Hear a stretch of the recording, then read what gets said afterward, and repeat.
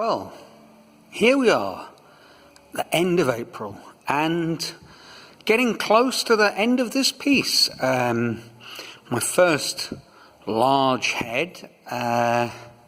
Well, we're on the home stretch now.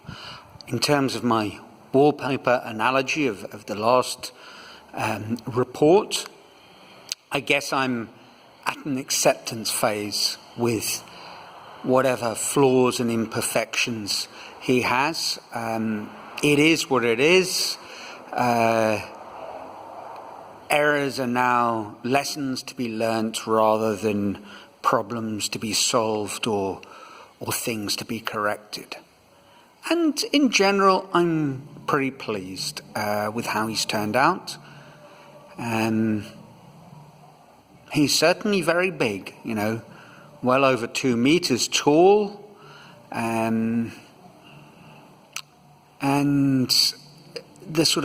the denseness of the wire surface, I think, is very interesting. It's been a real learning curve, and I think my understanding of anatomy has leveled up a little bit. There's a long way to go, but it's a lifetime journey, so that's fine. Now you might ask, what of David? And indeed someone did recently. And he's not on the back burner. I see this piece as very much just one more in-between step in the process. So what's next? Well, I'm going to do another large head and try and incorporate some of the strategies and techniques that I think will help in working on this scale. I won't worry about doing a David at that point and thinking of a likeness, because I want to focus on these technical issues.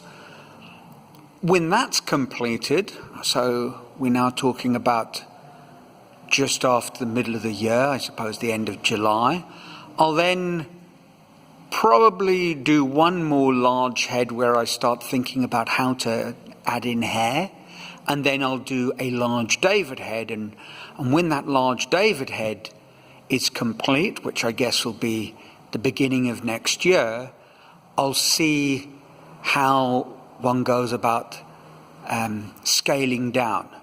You might remember from a couple of months ago I spoke about that I think with this wire, it seems I can solve a lot of problems more easily, much more slowly, but more easily in a way, working in a large scale. So then the difficulty becomes, how do you translate that detail into a smaller scale where you're working in a more confined space and where the thickness of the wire begins to play a more significant role.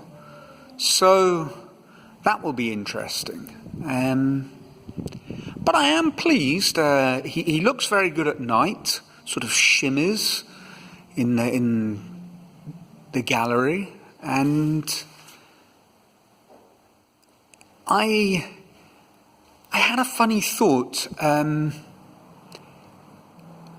Strangely, he reminds me, and it's a very loose reminder, of Giacometti's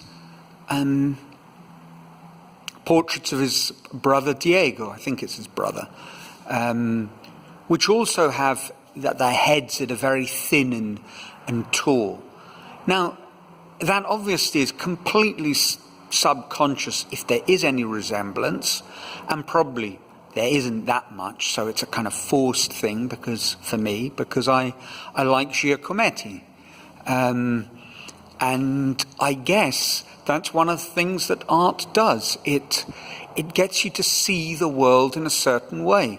So if I see little Giacometti things in whatever I'm doing, it's because I see the world, the visual shapes in Giacometti terms.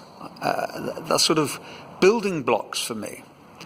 Well, as I'm becoming a little fond of this, I will play the game of looking for a link in the description below, and tell me what you think. Can you see it, or have I quite simply lost my mind, which is always a good possibility, strong possibility.